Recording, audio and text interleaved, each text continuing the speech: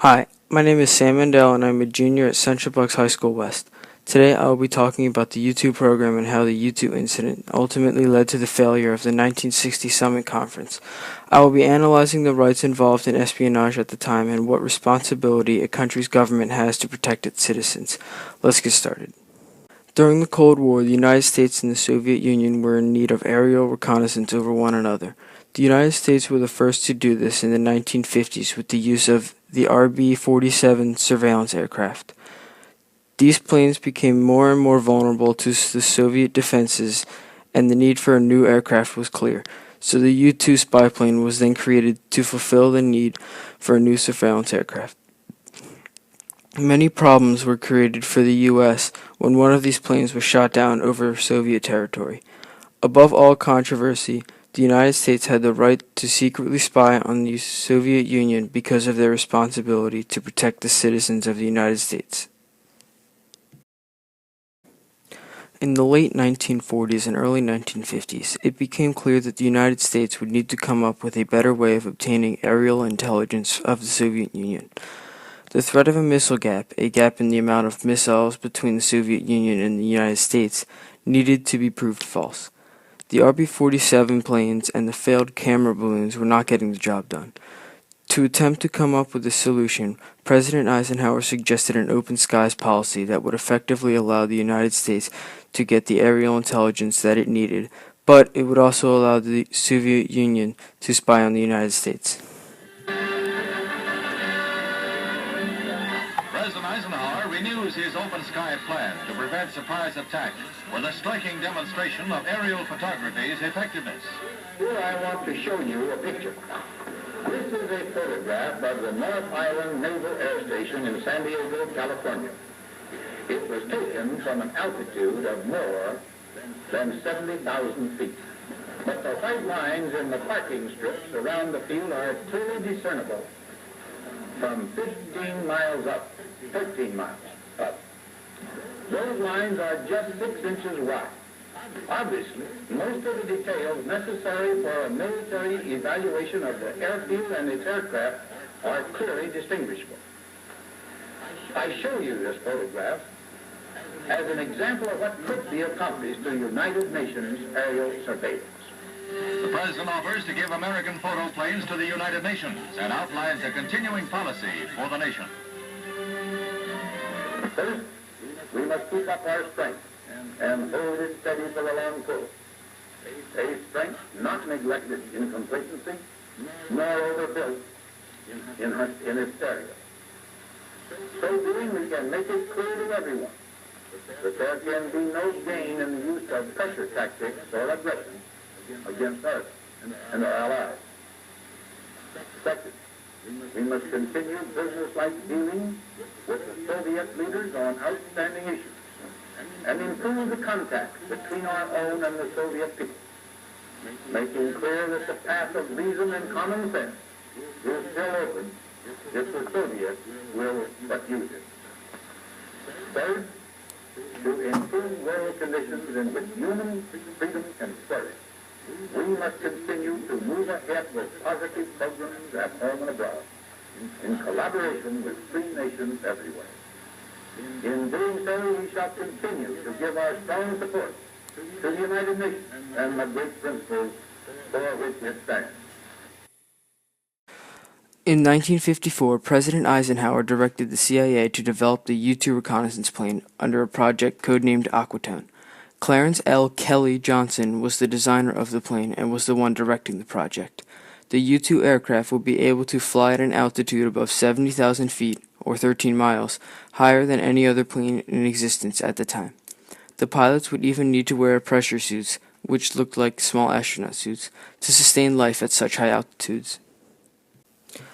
Before Eisenhower approved the U-2 spy program, he was quoted saying, "Well, boys, I believe this country needs this information, and I'm going to improve it. But I'll tell you one thing. Someday, one of these machines is going to be caught, and we're going to have a storm." Unfortunately, he could not have been more wrong in his prediction. The U-2 flight scheduled for May 1, 1960, was to be the first flight to travel across the entire width of the Soviet Union. This flight was the last flight scheduled before the 1960 Paris Summit Conference in order to prevent any potential problems with the flights from affecting the conference, which was just 2 weeks away. The plane, piloted by Francis Gary Powers, was shot down by a Soviet surface-to-air missile near the town of Sverdlovsk, Russia. Unknown to the CIA and the U.S. government at the time, Powers survived the crash and was taken into captivity by Soviet forces. Not knowing how badly the plane was damaged or if the pilot survived, President Eisenhower and the CIA said that the downed plane was an unarmed weather reconnaissance plane that was running a routine mission. The Soviet Union said nothing of the events until May 5th, when Soviet leader Nikita Khrushchev stated that an American pilot had been shot down violating Soviet airspace. He strategically made no mention about the status of the pilot so that the U.S. government would still believe that he was killed in the crash. On May 7th, Khrushchev announced that they had not only recovered the plane, but that the pilot was alive and had confessed to spying on the Soviet Union for the CIA. On May 11th, President Eisenhower confessed to approving the U-2 flight and used the excuse that it was a flight necessary to preventing another Pearl Harbor. The admission of guilt was very embarrassing for President Eisenhower and had great effects on the 1960 Paris Summit Conference. On the first day of the conference, President Eisenhower and Soviet leader Khrushchev did not even greet each other when arriving to the conference. Not long after the talk started, Khrushchev stood up and left without a word, again not even shaking hands with Eisenhower. And just like that, the long-awaited summit conference was over before it even began. Because President Eisenhower was able to give the reasons for the flights as being to fulfill the U.S. government's responsibility of protecting the U.S. citizens by preventing another Pearl Harbor, he showed that the U.S. government had the right to conduct those spy missions. Going hand in hand with that statement, the Soviet Union also had the right to conduct any spy missions with the goal of preventing an event in which its citizens were harmed. I feel that the U.S. has the duty to collect foreign intelligence information to protect Americans at home. This quote from an interview I conducted with Francis Gary Powers, Jr., the son of the pilot that was shot down on May 1st, 1960, deals with both the rights of the U.S. government to spy on the Soviet Union and the responsibility that the U.S. government has to protect its citizens. That being said, when asked about the U.S. government's responsibility to protect its citizens, he stated that our government, founded with the Constitution, outlines that we are to provide for the defense and well-being, I believe. I've got to go read my preamble again, but something very close to that effect, and national defense.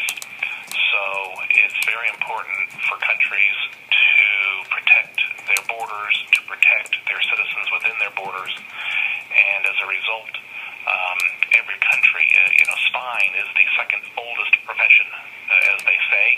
It's been going on since biblical times. The more information you know about an adversary or an enemy or even an ally who in the future could become an enemy is important.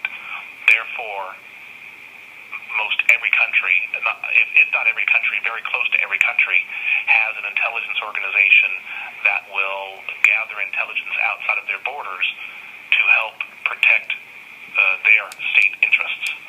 And America is no different. this helps prove that the responsibility that the U.S. government had to protect its citizens gave it the right to conduct any spy plane missions over the Soviet Union at any time. The pilot Francis Gary Powers was convicted of espionage against the Soviet Union and sentenced to 10 years in jail and would remain in Lubyanka prison where he is interrogated for 61 days. He remained a Soviet prisoner for 21 months until he became part of the very first spy swap between the U.S. and the Soviet Union, being swapped for Soviet spy Rudolf Abel on February 10, 1962. In a select meeting with the Senate, Powers was exempt from any wrongdoing and was called a young man performing well in a dangerous job. This shows that even though the 1960 Paris Summit Conference failed, the U.S. and the Soviet Union became a step closer to ending the Cold War.